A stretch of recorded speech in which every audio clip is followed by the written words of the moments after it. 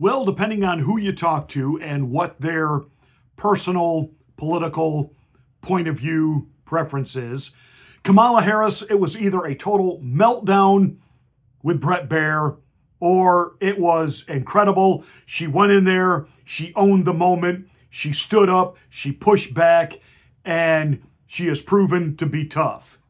Which is it? Can I be really, really honest? Who cares? Let's get ready to rumble! You can't handle the truth.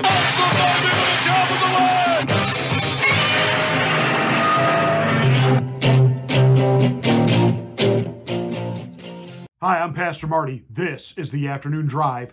Please make sure that you are subscribed to the channel, and once you are, smack the bell, click the word all. That'll give you a notification of my rants, my ravings, my undeniably totally flawless reasonings. Hey, please like and share this video. It's the only way that we get the word out that we're here. Thank you so much for watching and being a part of the Afternoon Drive. As you are aware, and everyone is talking about, and there are a million clips all over YouTube and other social media platforms, Kamala Harris finally did a real interview.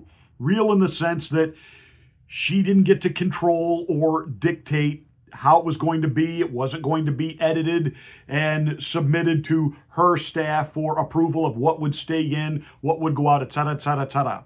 She went into the fox's lair, into the bear den of Bret Baier, and did an actual interview. Her people at the end were apparently behind her going like this. They wanted the interview over, and so Bret Baier had to cut it short. You know, right out the gate, he asked her about the situation on the border, and she begins with some type of an answer about, yes, this is a discussion the American people want to have. A discussion? Discussion?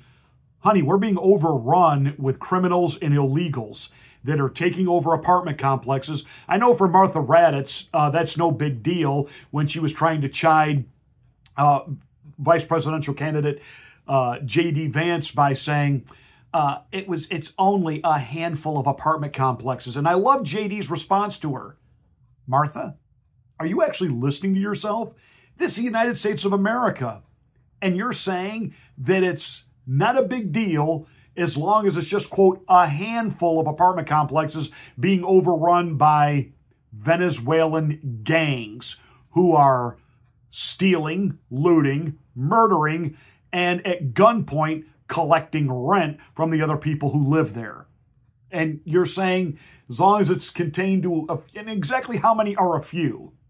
You know, Martha Raddatz is one of those people that she shows up, you know, I forget which network is she on. Is it ABC, CBS? Doesn't matter. You know that when she shows up at HQ, at the studio, if someone else is parked in her parking space, the one that has her little name on it, you know that she's immediately calling security and they're having that vehicle towed away, impounded, and the person that did that fined. How would Martha Raddatz feel if she got home to her gated community and found out that that was just one of the few gated communities that had been overrun with Venezuelan gangs who are now replacing the homeowners association, and they would now be coming to your door with guns and machine guns and telling you you're going to start forking over protection money. Is that a big deal, Martha? So, you know, JD owned the moment, and he said, you know, Donald Trump, and we all know he speaks in hyperbole, but he brings attention to these issues.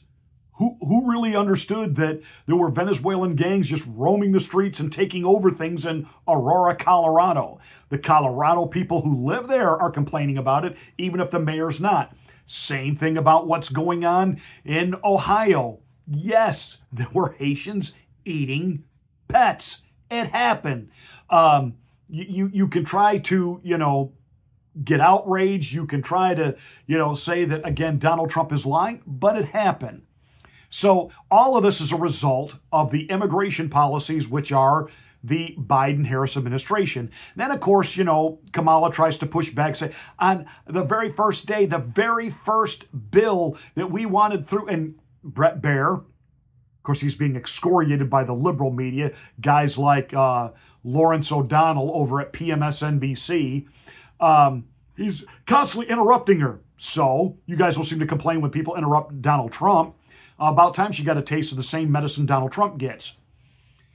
And he said, well, Madam Vice President, what that bill was a granting of amnesty and guaranteed citizenship for the people who are already here. That's why everybody pushed back on it. Then when she talks about their other comprehensive bills, he said, no. It didn't stop the migrants from crossing. It kind of slowed it down. And you keep saying that it was bipartisan and everybody was on board with it. And there were 6 Democrats who voted against it. And there were many Republicans who voted against it and weren't for it. So don't make this all about Donald Trump. And you could just see the blood in her eyes. Blood was coming out from somewhere. Remember that one? Wink, wink.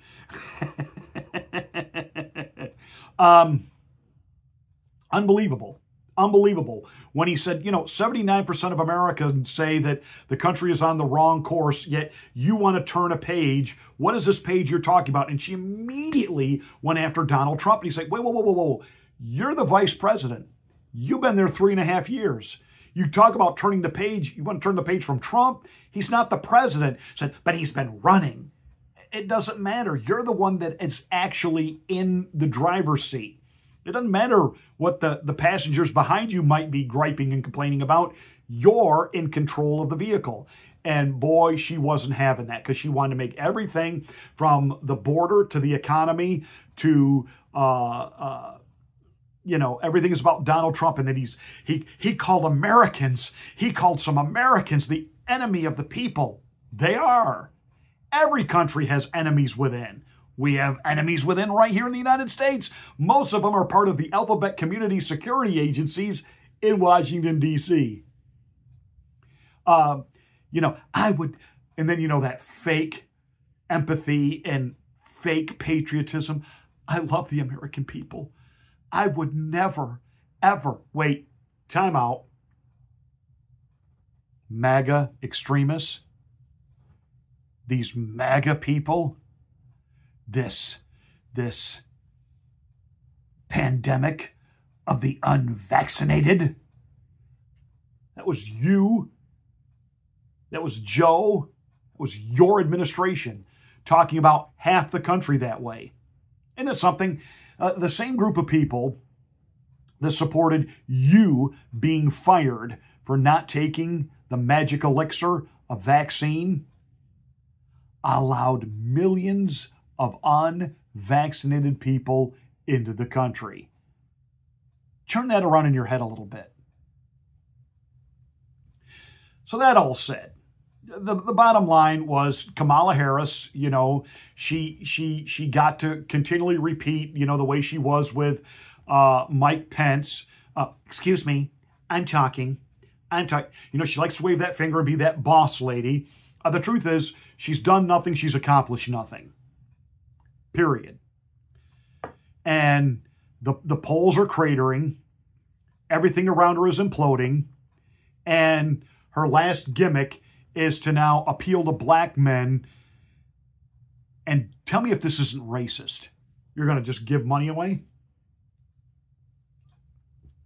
As if implying you're really too stupid to know how to make money yourself. So I'm going to give you a $20,000 loan. You've never got to pay it back, and you can use it for whatever. Create content on the internet. You can use it to open a pot store. Wow. Wow. And, wow. So that was the Kamala interview on Faux Pas News, formerly known as Fox News. Kudos to Brett Baier for at least asking her some real questions and trying to get her to answer. At the end of the day, it's not going to mean much other than it means something to those of us on the conservative side of the aisle that want to be able to once again point out to the American people how in over her head and inept she is. And it lets the Kamala people say, see, over at Fox News, she got blindsided. America, don't you get blindsided by Kamala. Think about this. Hurricane Helene was a Cat 4.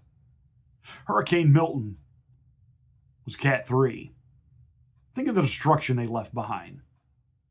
Can you imagine the destruction we would be looking at if we get Kamala 24?